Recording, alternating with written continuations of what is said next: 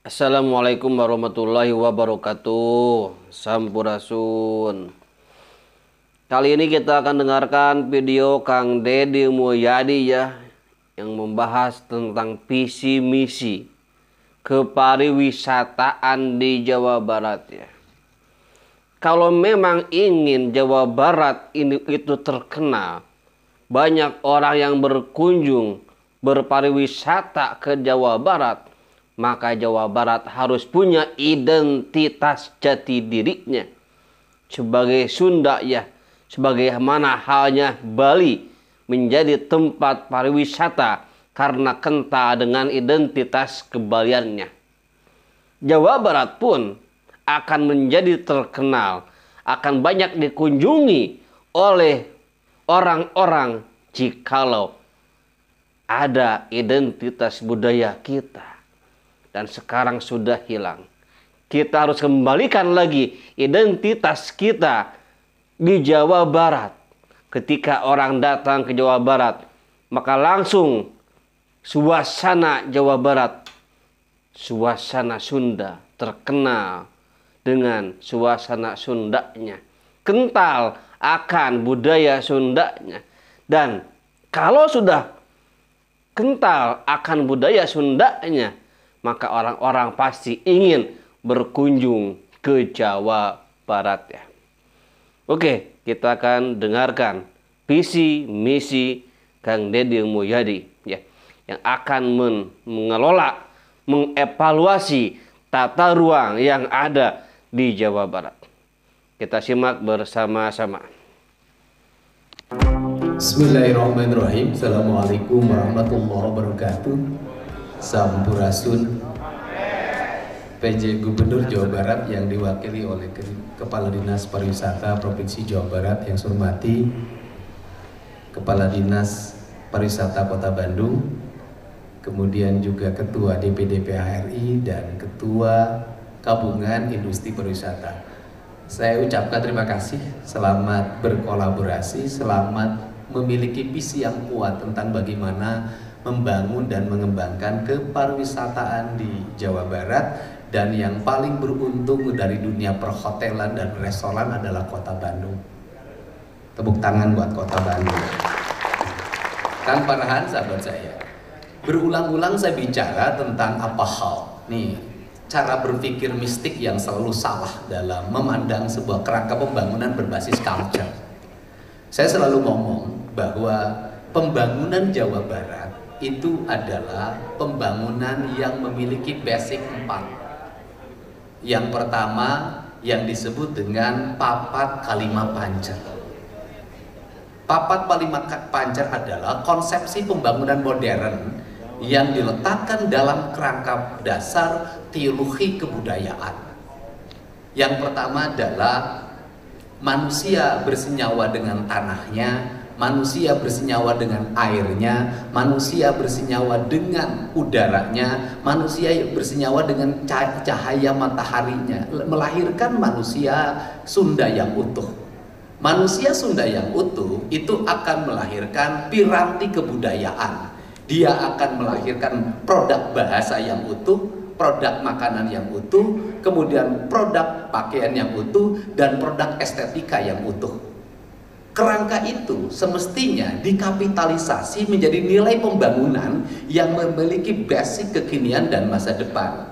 Maka saya selalu berulang-ulang ngomong adalah pembangunan Jawa Barat harus dimulai dari melakukan evaluasi ulang terhadap tata ruang.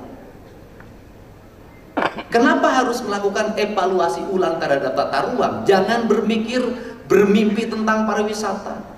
Jangan bermimpi tentang restoran melakukan peningkatan. Kenapa? Kalau tata ruangnya berantakan. Maka saya katakan filosofinya itu adalah tritangtu. Gunung kudu awian, lengkop kudu balongan, lebak kudu sawahan. Kerangka ini akan melahirkan pembangunan berkarakter. Pembangunan berkarakter itu akan melahirkan dalam bahasa Bappenas itu adalah pembangunan berbasis kewilayahan. Maka saya membagi 4 piranti kebudayaan. 1 kebudayaan Sunda Kulon, 2 kebudayaan Priangan, 3 kebudayaan Cirebonan, Kemudian yang keempat ada kebudayaan Betawian. Kerangka itu nanti akan menjadi turunan apa? Akan melahirkan arsitektur berbasis kewilayahan, akan melahirkan infrastruktur berbasis kewilayahan, akan melahirkan makanan berbasis kewilayahan, akan melahirkan pakaian berbasis kewilayahan, akan melahirkan bahasa berbasis kewilayahan. Kalau dalam bahasa Sundanan adalah ciri sabumi cara sadesa Jawa datutung biritna sacarana sacarana lain tepak sejen igel. Maka ini akan lahir karakter wilayah.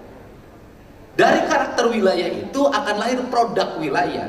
Kalau dari produk wilayah itu akan lahir brand. Maka kalau bicara Bali, maka orang terbayang Bali itu seperti apa? Bangunan di Bali seperti apa? Pohon di Bali seperti apa? Patung-patung di Bali seperti apa? Baju orang Bali seperti apa? Makanan orang Bali seperti apa? Brandnya terbentuk. Kenapa? Karena di sana antara nilai spiritualitas, nilai sosial bergabung dalam trihita karana melahirkan karakteristik manusia.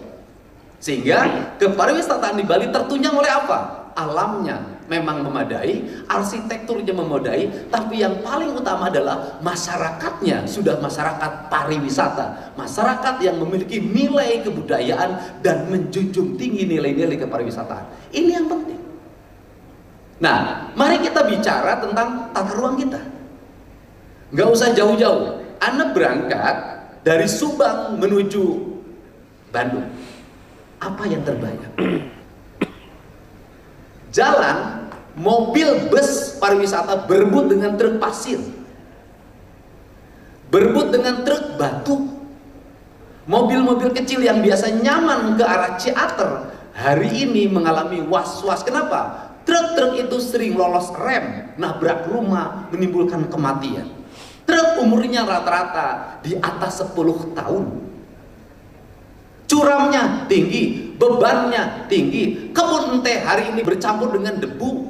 Bagaimana di sebuah komplek perkebunan di situ ada penggalian batu, ada penggalian pasir, tapi kita deklar sebagai wilayah wisata, padahal pendapatan tertinggi wilayah itu dari dulu adalah dari teh dan dari areal pariwisata. Bagaimana kebun teh yang landscape indah itu berubah menjadi bangunan yang tidak beraturan? Ingat, wisata model begitu itu musiman. Orang datang dalam waktu hanya bertahan 3 tahun, setelah itu bosan.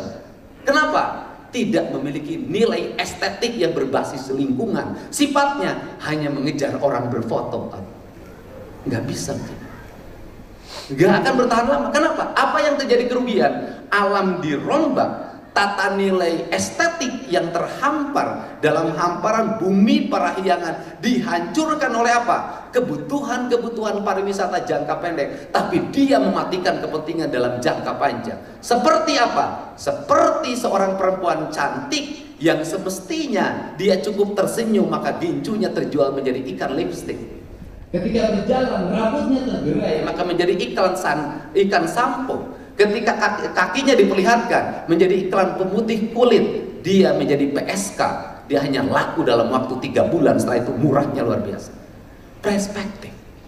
Maka dalam perspektif ini kesadaran yang harus dibangun di tanah Jawa Barat adalah mengembalikan apa?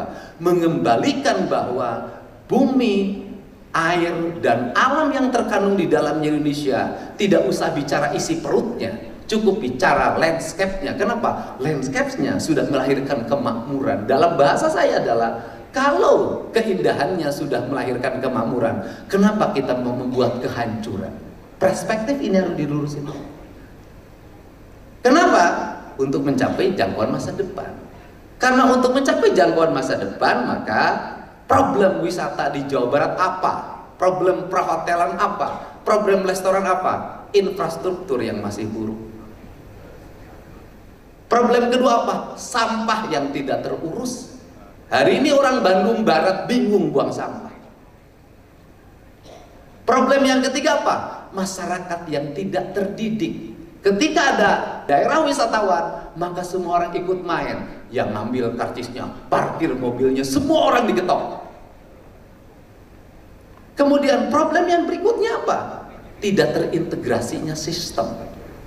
Pendidikan kita tidak mengarahkan pada manusia membangun diri dalam berkarakter. Dalam saya waktu jadi bupati punya pengalaman tentang itu. Sate Marangi tidak dikenal. Saya katakan Purwakarta waktu itu, kok masa yang terkenal sate Madura? Padahal ini enak. Apa yang saya lakukan? Meminta salah satu konsultan terbaik Indonesia untuk menanganinya.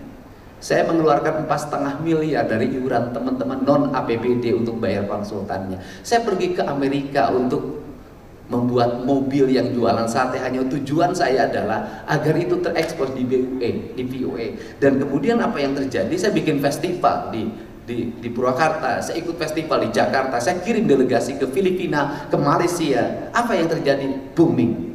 Hari ini warung sate itu berpenghasilan 1 miliar dalam setiap hari.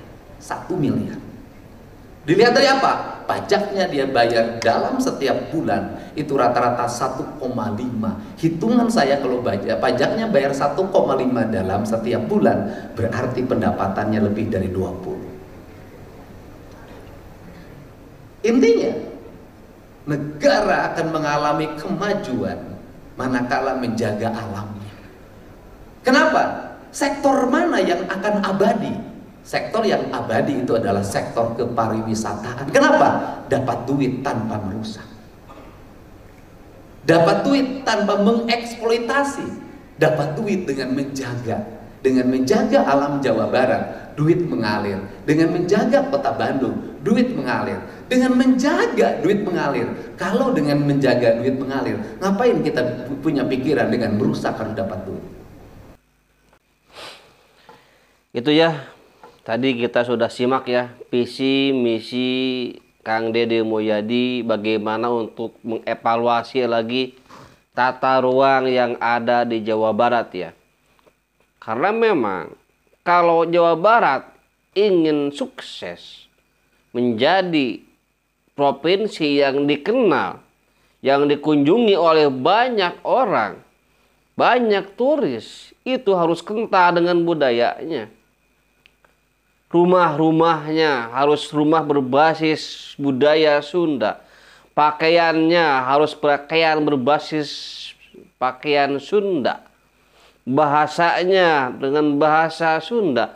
Seni budayanya juga dengan kesenian-kesenian Sunda. Maka Jawa Barat akan menjadi provinsi yang dikenal oleh orang-orang luar ya. Itu ya. Semoga bermanfaat. Wassalamualaikum warahmatullahi wabarakatuh.